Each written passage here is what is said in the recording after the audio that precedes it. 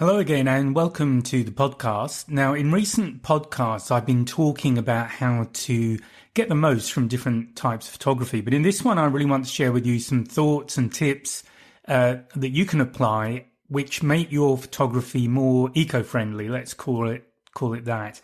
And this really comes down to respecting the environment you're in, both physically and culturally, and how to basically get engaged in sustainable photography, which I think is hopefully important to you. I know for a lot of people listening to the podcast, that is a big thing. So please hang on and listen to the end because there's a lot of tips here. Before I start, though, please remember to like and subscribe so that this podcast gets to a wider audience. It doesn't cost you anything to do that, but it certainly helps me out. And you're also welcome to donate as well. Okay, so why does it matter? I guess that's a good place to start. Now, you probably already know or have an opinion on it, but one of the things I'm a big believer in with photography is leaving only footprints and taking only photographs. And I think, so it depends on what you're using your photography for, but one of the things that we can do, particularly as visual storytellers, and what do we do with those stories? What's the purpose of telling the story? Is to document what is going on without necessarily, and perhaps ideally, not becoming a part of what's going on. So this is at the heart of photojournalism, which is about recording just the facts, or as far as possible, the visual facts of what is going on in a particular environment. So if you are photographing wildlife, it's to capture animals perhaps in their natural environment, but also perhaps to tell a story that relates to the conservation of that species and maybe the threats that they are under, because a lot of people aren't aware that a lot of iconic animals are in real danger of going extinct. And what we don't want to do is get to a situation where we're kind of mourning their loss without having really taken action when there is still time to do something. So that to me is one part of conservation photography, and hopefully you agree with that. Equally, we might be photographing people. If we're using this for travel, it's great to get a record of different cultures. The world changes all the time, and we're certainly in very uncertain times at the moment. So recording cultural activities and events is also, I think, a very important part of photography. And also, if you're just using your photography for fun, maybe you're photographing sport, that kind of thing, it's great to be able to take photographs that are very natural and record what is happening in a certain situation. So how do we achieve that? What are the things we can do to, let's call it, engage in ethical photography? So the first thing is to research. It's to understand where you're going, what you're likely to see. And if it's an animal, being familiar with their behaviours, and that might change at different parts of the year. They might be in different places. They might have a period of the year where they're mating. They might have other periods where they're feeding or migrating, or there are other things going on. So if you've listened to other podcasts, particularly about wildlife photography, you'll know that research is a big part of it. But in doing that research, it's also good to know what are the threats, what are perhaps the reasons why the numbers are dropping, or maybe the numbers are going up. So equally, having an understanding of that allows you to tell that story as a photographer. Equally, when it comes to going to certain locations, so here I'm thinking of when I went to southwest Uganda to photograph gorillas, and that was in essentially rainforest. I mean, they're in the foothills of the mountains, so the terrain is not flat. And also we're going in rainy season because that's when the gorillas tend to be on the ground eating bamboo shoots. But also that time of year, it's wet, it's quite slippery. You've got to take care just to make sure you don't get hurt. So that kind of thing is well worth it from a research angle, and also knowing what the animals are doing. Are they likely to let you approach them, or what's more likely to happen is that you stay put and you let them approach you, which is really the best way to photograph animals. But also, can you get close to them? Because there might be times of year when you can't. So this will have a bearing on the kind of gear that you're taking. So telephoto lenses, that kind of thing, which is always a good thing to have anyway, because it allows you to get these really good close-up portrait shots without having to get physically close to the animal and perhaps disturbing them. And in fact, one of the things I did see while I was photographing the gorillas was a lady in our group. Now, in the groups that we were in, they were also very limited. It was one group per day, which might be, I think it was about 12 people, somewhere around there. So it's quite limited. But a lady had a selfie stick, basically, and was taking photos of herself with the gorillas in the background using the selfie stick. And one of the gorillas really didn't like it and actually came out and pushed her aside. Now, gorillas are very powerful animals, so this animal was clearly not intending to hurt her, but definitely wanted to make it clear that it was not happy with that selfie stick. And we don't know precisely why, but one thought maybe that there's a memory of them being hunted, and people would use spears is one method of hunting gorillas. So maybe there's a memory there. So things like that, those kind of anecdotes are useful to know, really for your own comfort and safety, as well as not distressing the animal. And that's true of any environment you go into. So if you're photographing people, there are some cultures where they don't like being photographed anyway. They have certain beliefs around it. And also it's not particularly polite. You know, let's have some good manners here and respect where we are and the people that we're photographing. So it's often much better to just ask permission. Now, if people say no, absolutely respect that. If they say yes, they might be perfectly happy. I'm a big believer, actually, particularly with urban photography, where you want to take a photograph of somebody. The best thing is to approach them and just say, look, I'm a photographer. I'm doing some photography in the area. I really love your outfit. I love the way you look. Would you be okay with me taking your photograph? And I'd be very happy to send you copies of those images. They're digital images, so it's easy. If you're willing to give me your email address, I will send them on to you. If you're not, then here's my card with my email address, and you're very welcome to just drop me an email and let me know where you would like the photos, and obviously show them the pictures once you've taken them. And again, they might not like them. They may ask you to delete them. So in that case, respect those beliefs. So obviously, what I'm talking about here, I'm going on the kind of environmental stuff, but also to me, being kind of eco-friendly, it's also about respecting the environment, respecting who and what is in the environment. And when it comes to taking people, photographs of people, so this obviously relates perhaps more to travel photography, but you might be doing urban where you live, it's to respect that environment. So again, leave only footprints, take only photographs. Don't be intrusive, don't be disrespectful. And I think if you adopt that as an approach, be respectful to where you are and who you're with. It doesn't really matter where you are, whether it's perhaps a vulnerable environment where you've got to be very careful and definitely not leave rubbish around, that kind of thing. But equally, if you're in a place where you wouldn't normally think about those kind of restrictions, do think about it, because it's a great way to get photographs that perhaps other people won't get. And if you think about it, with certainly with urban photography, approaching somebody, it's quite a compliment in most cases, depending on how you handle it. But it's quite a compliment for somebody to ask to take your photograph. So I think if you do it that way, that is, really some good. These are just tips to help you perhaps get photographs that you wouldn't otherwise get. Now, another thing to do is think about the gear and what you're packing. So getting eco-friendly gear in one sense can be difficult.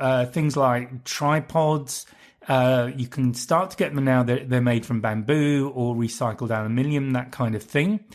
So have a look at that. The other thing is also to just think about where you're getting your gear. Now, I'm a big believer in buying good quality gear, so I tend to I tend to buy the sort of pro or almost pro level cameras. So I tend to use Canon, but obviously Nikon, and there are others who build professional quality cameras. I don't buy plastic bodied cameras because of the environments I'm in, although I take a lot of care with not hitting things with the camera. So, accidents happen.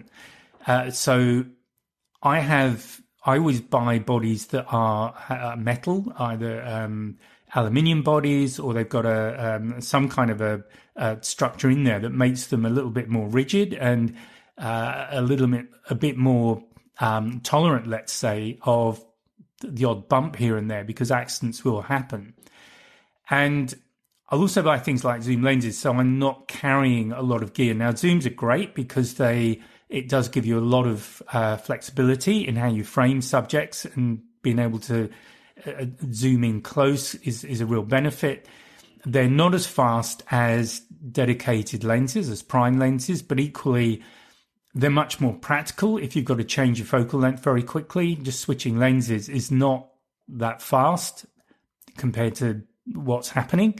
And also, you can be in environments where taking the lens off the body is not recommended. If you're in an environment that's very dusty, you really want to minimize that. And in fact, I tend to use a spray cover when I'm using my long focal length, my 100 to 400 mil zoom on my body. In environments where it's very dusty, I actually use the spray cover more in those environments than I do in wet environments. So have a think about all that. So the reason for saying this is if you buy good quality gear, it's going to last a long time. And secondly, if you think about what else you can use, so a spray cover, something like that, it helps to protect that gear. And the other thing is, photography gear, good quality gear, isn't that cheap. So it is an investment. So you really want to protect it. But it means that you're not buying bodies very often. I last bought a camera body probably, just trying to think, must be at least 7 or 8 years ago now. So they'll last a long time. When it comes to lenses, again, buy good quality lenses, ideally from manufacturers who make professional quality gear. But my lenses, there are people listening to this, I'm sure, who weren't born when I bought some of the lenses I used a lot. So some of them are over 20 years old. And, why would I change them? I look after them.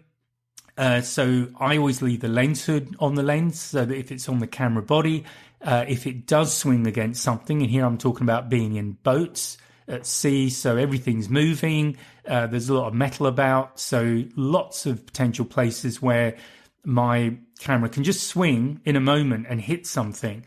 With the lens hood on, the chances are that is the bit that's going to hit something hard.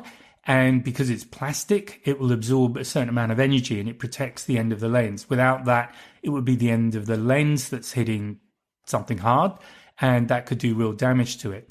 So think about the quality of what you're buying. And I absolutely recommend good quality gear because it will probably perform better. It will last a lot longer. And all of that helps to reduce the number of new items that are being bought. Now, obviously, people in selling camera gear won't be too excited with me saying that, but I'm a big believer in that.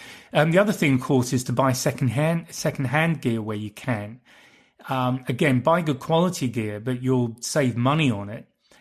Do always check it out. So if it's a lens, try and just test it on your camera, first of all, and make sure everything works. Have a look at the photographs it's taken to make sure there's no damage in the lens itself. And if you can, I always recommend getting like a guarantee, maybe only 3 months, but that should be more than enough to take test shots, get them off the camera, look at them on a laptop screen so you can really zoom into them, make sure there's no nothing in the lens that's causing problems. And it's a great way to not only save money and get you access to perhaps better quality gear than you could afford if you bought new, but also recycle things. We don't recycle things, I think, as much as we should these days. It's all about buying new stuff, and that needs to be a message to manufacturers as well, that they need to be building gear that will last. That's the important thing. So that's the lecture on gear, but I hope that's helpful. In terms of features on the gear, I'm the cameras I have a silent mode. So when you press the shutter button, they're much, much quieter. I've heard some old gear that doesn't have that, and it's terrible. It's like a sewing machine going off, and if you're particularly if you're shooting wildlife, you really want to be as unobtrusive as possible, particularly if you're in a situation where you've tracked them. So I've shared the story before about tracking a pair of rhino on foot and finding them. They were both sleeping in a little thicket, and I'm sort of carefully moving around, making sure I'm downwind of them, trying to get a shot. But of course, it's all very well being downwind so that they can't smell you. But if when you press the shutter button, you get a real racket going off, that is not going to end well, because rhinos can be pretty cranky and they will charge first and ask questions later, and you really don't want to be on the receiving end of that. So again, these are the kind of things to think about. You also might want to consider remote triggers, so that you can just shoot without having to press on the shutter button, particularly if you're doing a longer exposure, that kind of thing. And then, of course, another aspect of it is just minimizing your footprint from an eco perspective as well. The less gear you're carrying, the better. So again, good quality gear, telephoto lenses is a good way of doing that. And just think about the where you're going. I've already mentioned not littering. So when you're in the field, just keep everything with you. I often I use a flask normally, but that's a metal sort of vacuum type flask, so it keeps liquids cool, which is good. I will occasionally take snacks with me, but any wrappers and things like that I'll just keep with me and get rid of when I get back to wherever I'm staying, so I can dispose of them properly. So just this sort of basic stuff. And just one word about balloons. I'm just thinking about being at sea and photographing whales. Some people think it's kind of fun and trendy to just release hydrogen-filled balloons up into the air as a celebration for birthdays or whatever, which, fair enough, I can understand that. But if you live near the sea, the chances are that's where they're all going to end up. And, of course, at some point, what goes up will come back down again. And then they're a threat to animals like turtles, which will assume they're jellyfish. They eat jellyfish. And if you look at a turtle's throat, it has these sort of downward facing, they're not really teeth, they're more like spines. But of course, once it's swallowed something like a balloon, so thin plastic, anything like that, it can't get it back up again, because these spines are designed to stop its prey escaping. And of course, it gets stuck in its throat. And then, of course, what happens is, as it's trying to feed, it can't feed anymore because food can't get down to its stomach. So they basically starve to death. This is why these things are such a nuisance. And I do remember going out on a whale watching boat. I think it was first trip of the season, actually. And we saw a little group of about 6 balloons that had been tied together, maybe from a wedding or somewhere. So we were pulling over and just pulling this stuff out of the sea. But do think about where bits and pieces are likely to end up. So balloons are a definite, just don't use them, really. Just find something else. But anything, wrappers, that kind of stuff, anything that ends up in the ocean, it's likely to be eaten because animals are not aware of what we do. They're not aware of wrappers and what they are. They just think they're food, and then it can be absolutely fatal when they try to feed on these things. Okay, so another thing to just think about, and this is very true, again, when I was in Uganda, but it's true wherever you go. Just make sure that you're aware of what to do if an animal approaches you. So in the case of the gorillas, I had a young male run at me. Now, we were briefed on this. And what they'll do this as a way of trying to just... They're kind of testing. They're testing their authority. They're making it clear who's in charge. And frankly, if a young adult gorilla is coming at me, they're in charge because, they're pretty strong animals. So the briefing that we had was to basically stand still, just look at our feet, don't make eye contact because that's seen as a challenge.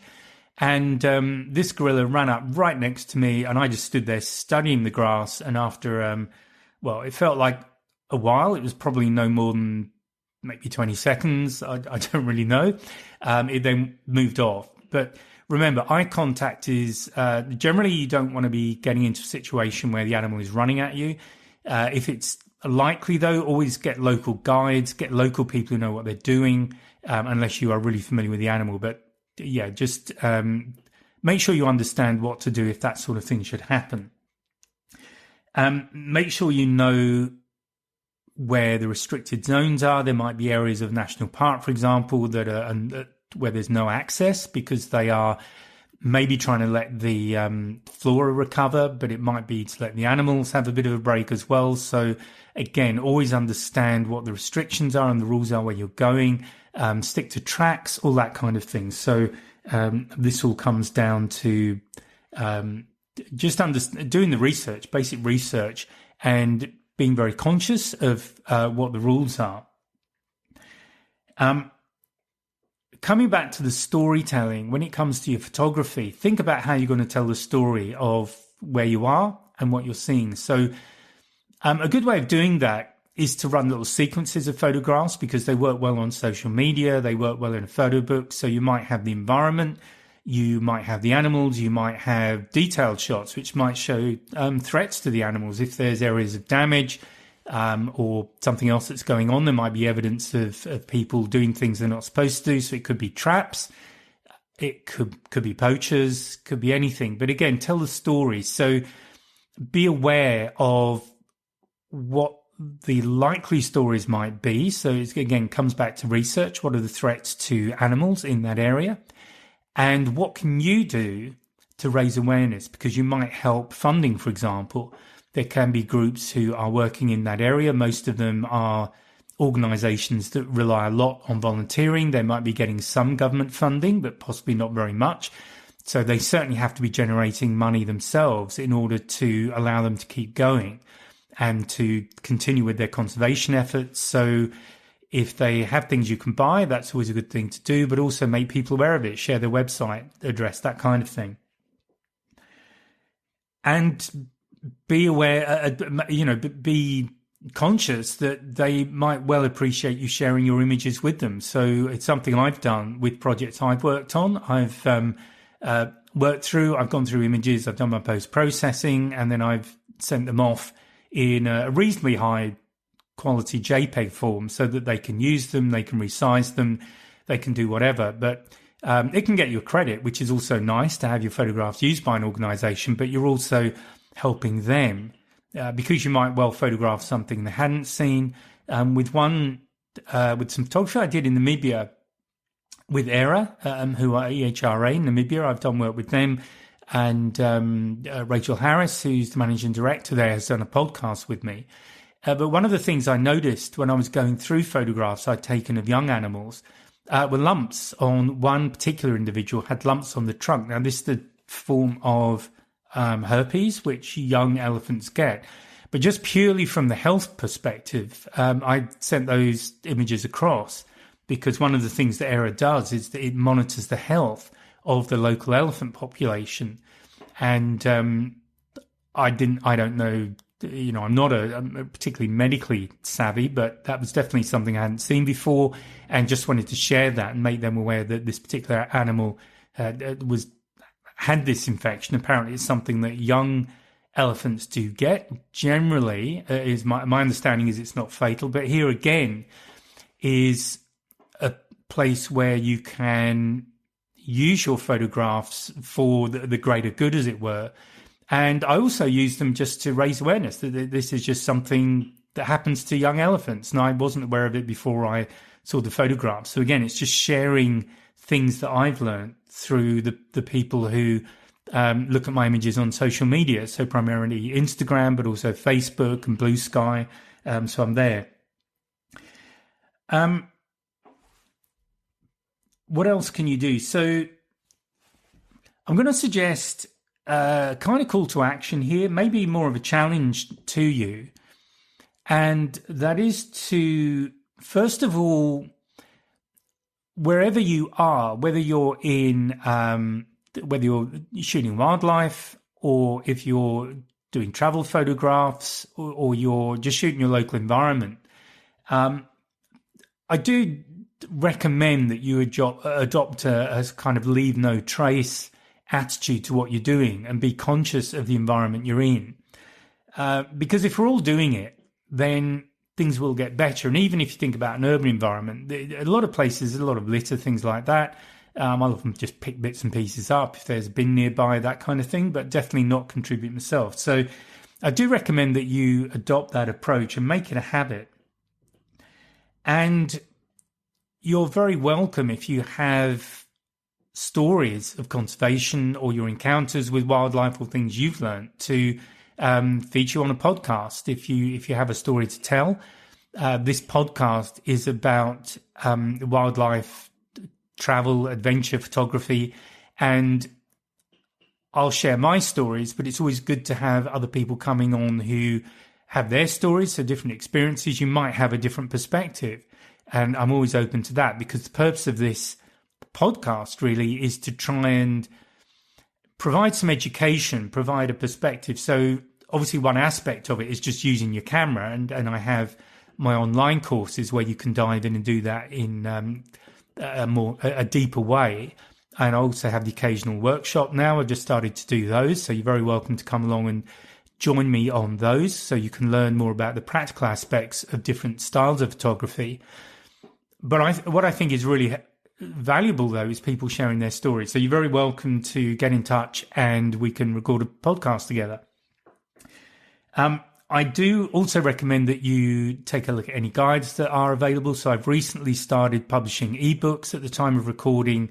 I have 3. So there's a general kind of introduction to photography. It's tips and things. These are very much, they're not very wordy documents. I'm not really into that. They're more covering different topics and then really tips and things you can do, things to think about if you're buying gear, sort of things you need to consider.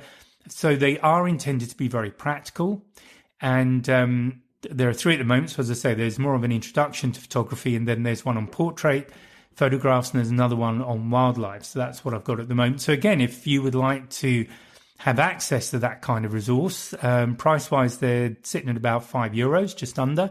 So they're intended to be fairly cheap and available. And in fact, I've got a 30% off right now as I'm recording. So those sort of guides, you're very welcome. I do have groups, Facebook group, and as I say, you're very welcome to join me on the podcast. So I guess to wind things up, I hope I haven't rambled too much, but it is something I feel quite strongly about. This is definitely how I approach all of my wildlife photography. And I just wanted to share some of the things I've seen, maybe get you to think about ways that you can enjoy your photography, but in a way that is just sort of on the right side of being sustainable. Again, individually, we can't do that much. But I remember this going back years, so this will be before some of you were born for sure. But back in the late 80s, there was the whole issue about the ozone layer. So if you're older, you probably remember this. And I do remember people writing somewhere. I was living near London at the time. And what we were doing was not using aerosols. They had CFCs in, and refrigerators were the other things that were a real problem. And somebody was saying, well, but what difference can I make if I change my deodorant so I'm not using deodorant with CFCs in it? Because, it makes no difference at all. But somebody just pointed out that, yeah, individually, you're absolutely right. But if you want to be on the right side of these arguments, not on the wrong side, because if all of us felt that way, then nothing will change. Whereas if all of us get on the right side and do the right thing, then it does make a big change. And one of the reasons that you don't hear much about the ozone hole these days is that to a large extent it has been repaired because we took, as a community, I'm going to put it that way, as a world community, those of us who did have the choice, made the choice, and CFCs have now gone. It shows that where there's a communal effort, we can make a big difference. So I would say to you, if you feel that your individual actions are pretty irrelevant, you're not going to make a difference, I would say think again. Get on the right side of what we're doing and just be a part of that. And if enough people do that, then things will change. So that is, I think, probably an important point to leave on. Just to recap, think about the gear that you're using, minimize what you're carrying. Honestly, it's a good tip anyway, because if you're hiking for hours, it's a good idea to minimize what you're carrying, because if you are hiking for hours, you're probably carrying water, snacks, maybe raincoat, things like that. So you want to keep that weight to a minimum. But do think about the gear that you're buying. Buy the best quality you can afford. If you can, I used to buy a lot of secondhand gear when I was starting out in photography. I think pretty much all of my gear was used. It was secondhand gear. I managed to put together 2 complete systems. This is my old Minolta X700, the old film camera. But I had 2 complete sets of bodies with motor drives, and then I had a good selection of lenses. Not quite as long as I use now, but they were pretty good. I think 70-210 was my main lens, but it allowed me to do a lot. So do have a think about that, and do buy the good quality lenses. The other thing about buying good quality is you can always get them serviced, and it's good to do that every now and again anyway, but it means they will last a long time. And this is why I'm still using lenses that I bought 25 years ago or 20 years ago. And, it's over that period, they're really good value. So that, I think, is it. Thank you for listening. I hope you found that useful. I hope it's given you some food for thought. That was really why I wanted to record this podcast, and I will speak to you in the next podcast. Bye for now. Well, I hope you enjoyed that. Now, I just want to say thank you for tuning in and joining me in the Wildlife and Adventure Photography podcast. If you have enjoyed today's episode, please give me a like, a subscribe, maybe tell your friends, and by all means, leave a comment. And if there is a subject you would like me to cover in the future, please let me know, and I'll be very happy to do my best. So thanks again for joining me, and I look forward to seeing you again next podcast. Bye for now.